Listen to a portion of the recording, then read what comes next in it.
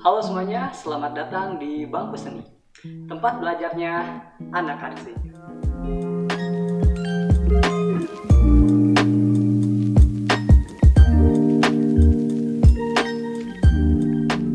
Pada video ini, saya akan membahas tentang seni patung. Jadi baik itu pengertiannya atau tekniknya atau hal-hal yang melingkupi tentang seni patung akan dibahas di video kita kali ini. Tentunya segala materi akan terbuka lebar untuk diberi komentar atau diberi pendapat yang akan menambahkan lagi wawasan kita tentang kesenirupan. Jadi jika ada perbedaan pendapat atau ada hal-hal yang bisa ditambahkan, langsung saja sikat di kolom komentar. Yang mana komentar tersebut akan kita diskusikan, akan kita buat menjadi hal yang bermanfaat agar menambah lagi keilmuan tentang kesenirupan. Seni patung. Seni patung sering sekali kita temukan, baik itu di perkotaan, di jalan-jalan, di hotel, atau bahkan di perkomplekan, bahkan di kampung juga sering kita temukan patung. Bahkan di tempat wisata pun banyak sekali karya seni patung yang dijual, mulai dari patung yang kecil sampai berukuran besar dan bervariasi harganya. Namun, apa itu seni patung? Menurut Ensiklopedia Indonesia, seni patung berarti seni pahat atau bentuk badan yang padat yang diwujudkan dalam bentuk 3 dimensi. Yang ciptaannya bisa berupa gambar-gambar timbul atau sering kita sebut relief, atau patung yang dibuat dari media kayu ataupun logam. Kemudian ada juga menurut Kamus Besar Bahasa Indonesia. Menurut Kamus Besar Bahasa Indonesia, seni patung adalah benda tiruan, bentuk manusia dan hewan yang cara pembuatannya dengan cara dipahat. Itu menurut Kamus Besar Bahasa Indonesia. Ada juga satu pengertian menurut penulis buku Diksi Rupa, yaitu Mika Susanto. Nah, ini yang sering saya gunakan untuk mengajar. Menurut Mika Susanto, seni patung adalah sebuah karya seni rupa 3 dimensi yang bentuknya dibuat dengan metode subtraktif atau mengurangi bahan, atau aditif, yaitu menambah bahan. Nah, di sini sangat menarik sekali, di mana Mika Susanto menceritakan bahwa seni patung itu adalah karya 3 dimensi. Kita setuju, karena seni patung itu memiliki ukuran panjang, lebar, serta tinggi. Nah, namun dibuatnya dengan cara subtraktif, yaitu mengurangi bahan, berarti seperti dipahat atau diukir, itu mengurangi bahan. Ada juga dengan cara aditif, yaitu menambah bahan, misalkan menggunakan bahan-bahan yang lunak seperti tanah liat, clay, bahkan bisa juga merakit, seperti itu. Itu menurut Mika Susanto. Selanjutnya, teknik membuat patung. Tentunya dalam pembuatan patung itu pasti ada beberapa teknik-teknik yang bisa kita lakukan agar membuat patung yang kita inginkan. Nah, misalkan yang pertama, teknik pertama itu ada teknik merakit. Teknik merakit yaitu menggabungkan beberapa bagian dengan bagian lain. Ini bisa menggunakan bahan apapun, bisa bahan lunak, menggabungkan bahan lunak, atau menggunakan bahan-bahan yang keras, bisa juga, atau dari bahan-bahan temuan yang kita buat menjadi patung. Contohnya, misalkan dari korek api, kita satukan-satukan dan akan membuat sebuah patung. Nah, itu juga seni patung dengan teknik merakit. Kemudian yang kedua, ada teknik mencetak atau cor. Nah, teknik mencetak atau cor itu adalah teknik membuat patung dengan pertama-tama kita membuat modelnya dulu secara utuh. Kita buat modelnya, terus kita buat cetakannya. Nah, cetakan ini yang akan kita gunakan untuk teknik cor ini. Jadi teknik cor ini sangat berguna ketika kita akan membuat seni patung dengan jumlah yang banyak. Nah, agar menghemat waktu, maka lebih baik menggunakan teknik cor. Hanya saja teknik cor ini harus menggunakan bahan dasar yang cair seperti resin atau bahan-bahan cair lainnya, yang mana untuk membentuk patung yang diinginkan, maka bahan cair itu harus bagus agar setiap detailnya bisa tercetak dengan baik. Kemudian yang ketiga, yaitu teknik membentuk. Nah, kalau teknik membentuk itu adalah teknik membuat patung dengan cara membentuk objek patung secara langsung. Misalkan biasa para pematung itu membuat patung dengan tanah liat itu pasti membentuknya langsung. Jadi membentuk perbagian-perbagiannya itu langsung, tidak mengalami tahapan-tahapan dulu, tapi langsung ke bentuk yang diinginkan. Seperti itu. Yang keempat, ada teknik butsir. Teknik butsir adalah teknik membuat patung dengan bantuan butsir. Ini biasanya adalah teknik lanjutan dari teknik membentuk. Jadi setelah patung terbentuk, agar membuat detail-detail yang lebih menarik, yang lebih bagus, maka menggunakan alat butsir. Alat butsir itu adalah alat khusus untuk membuat patung, untuk membantu kita menciptakan efek-efek daripada objek patung itu. Itu teknik butsir. Kemudian yang kelima, itu teknik pahat. Teknik pahat itu adalah teknik membuat patung dengan cara mengurangi bagian patung atau bahan dasar patung dengan skala yang banyak. Dan biasanya teknik pahat itu digunakan untuk bahan dasar yang keras.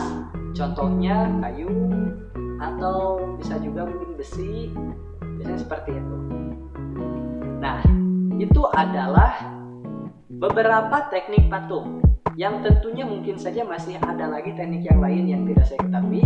Silahkan jika memang kalian mengetahui teknik yang lain, silahkan tulis di kolom komentar agar menambah ilmu juga buat kita semua. Bahasan selanjutnya adalah jenis-jenis patung. Tentunya ada beberapa jenis patung yang memang diperuntukkan untuk hal yang lebih spesifik. Nah, di sini ada beberapa jenis. Yang pertama, ada patung religi. Dari katanya saja kita sudah bisa menebak-nebak sebenarnya. Patung religi itu adalah patung yang sengaja dibuat untuk kegiatan ibadah atau bermakna religi bagi umat beragama.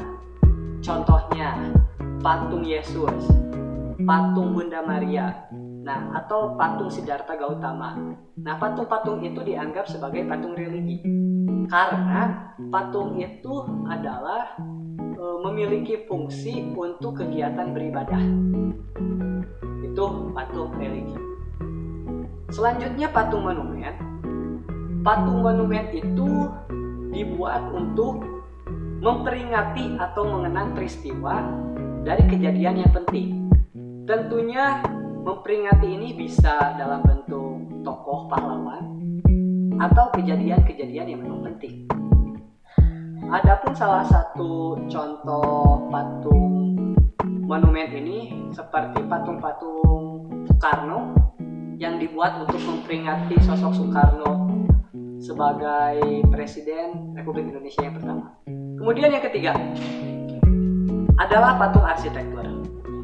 Patung arsitektur itu adalah patung yang sengaja dibuat untuk menghias atau sebagai bagian daripada seni arsitek. Yang mana ini dibuat agar dekorasi atau agar terlihat lebih menarik saja. Misalkan di beberapa bangunan Eropa dulu itu pasti di setiap sudut-sudutnya akan ada patung, entah itu patung malaikat atau yang lain-lain. Nah, itu adalah patung arsitektur. Kemudian yang keempat adalah patung dekorasi.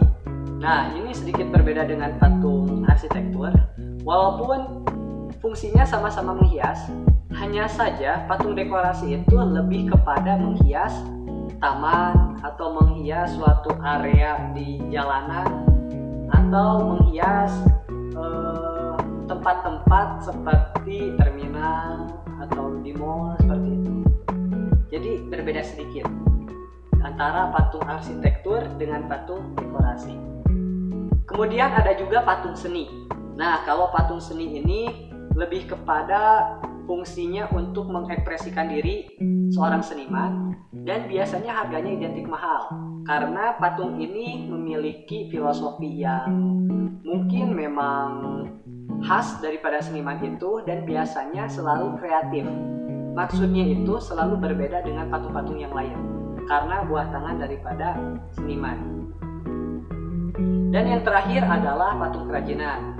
Nah, berbeda dengan patung seni, patung kerajinan ini harganya identik lebih murah.